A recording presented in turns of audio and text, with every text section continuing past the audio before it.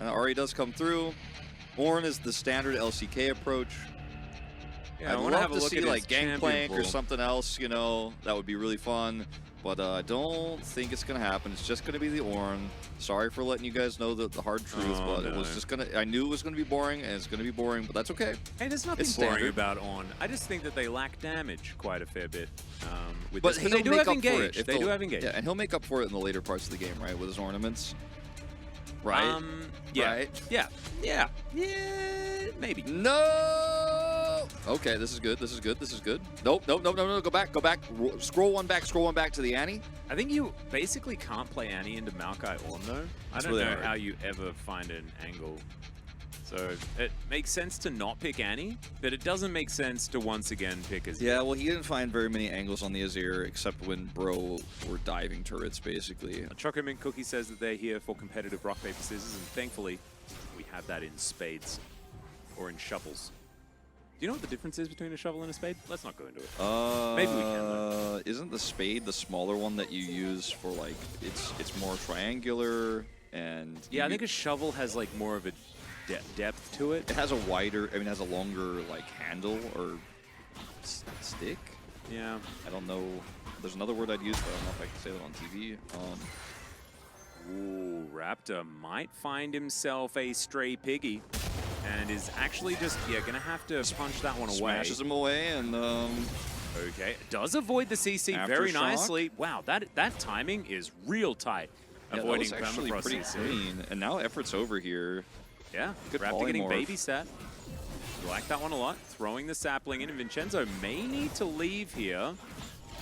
We'll see. Might just be a 50-50 on this one, or Raptor might just give it up, and he does so. And, okay, so, as we take stock, Bro, we're trying to get some control around this Rift Herald that spawned about 40 seconds ago. Vincenzo eating kitty cats as he finds one in this Pixel Brush, but we'll be able to clear out vision quite nicely. Orb of Deception. Pretty, satisfying. Clearing out that wave. And look at this. The value of these kitty cats is pretty high. Being able to get all of this vision available. Winter's Wrath used just to get this Herald down 50%. And I think we're going to see a team fight. No ult for Guti. That is going to be a really nice engage onto effort. But the Ram's going to come through, and look at this. They are avenging their support gloriously on the side of OK Savings Bank. Breon, I believe, oh no, not able to quite take the Rift Herald, so that is all that Live Sandbox will get, but that is an ace. I'm going to feel good about that one so far, because I think he has certainly looked much better here.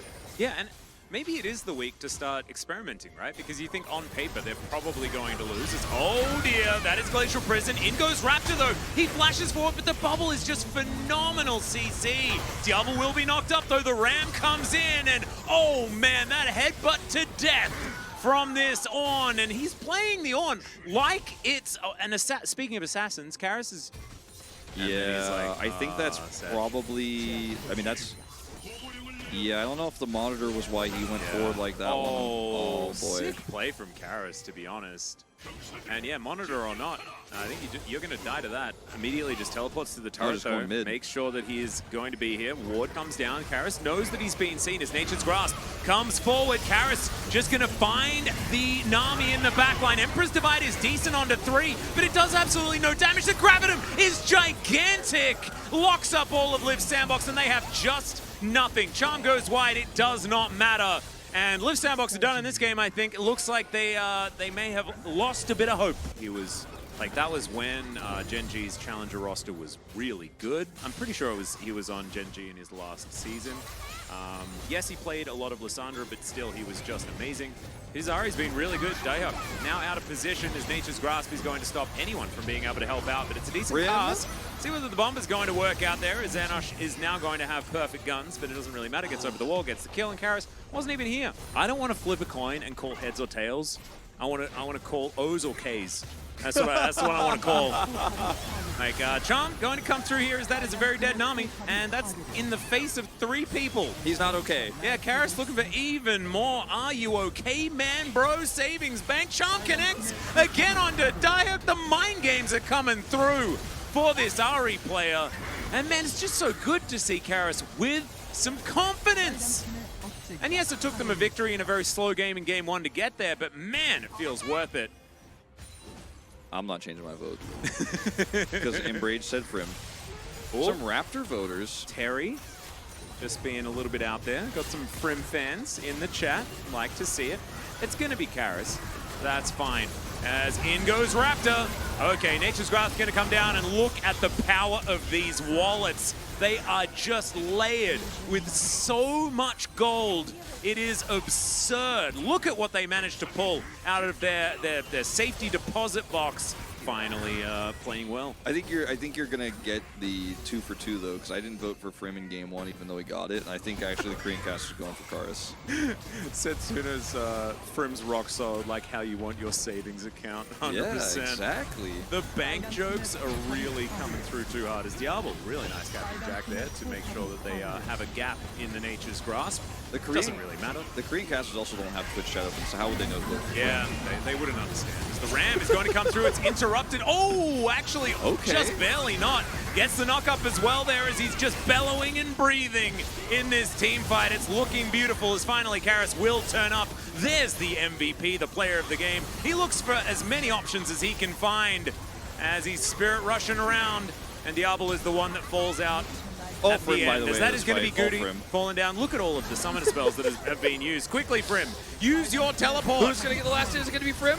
Oh, yeah, it was. All right, so he killed the Nexus and therefore player of the game. There we go. His last ult was definitely good. Well, actually, no, his last ult wasn't great. But his last headbutt into the inhibitor was very good. I just think that, honestly, Bro played really well. This was one of the most one-sided series we've seen all year in Challengers, I mean, outside of, like, the Lee Sin support game yesterday, which I assume, like, because that won, it's more one-sided. It was more one-sided. And yeah, 13,000 gold, 13.5. The lead here as the Nexus falls, 2 deaths. Yeah, this was really clean by Bro. And it just shows, like, maybe if you bring down a couple of your, like, main roster players, especially one with, like, 4 years of extensive experience. Like, 4 years ago, he was at the World Championship. Like, effort has been around the block, and Karis was going to get it, even though it's incorrect. I mean, it's a 10 out of 11. It's a. I don't know why you're laughing at me when I'm right. No, I'm just laughing because it was so predictable. Because I knew that Karis was going to get it, and I could tell by the observing that he was getting it.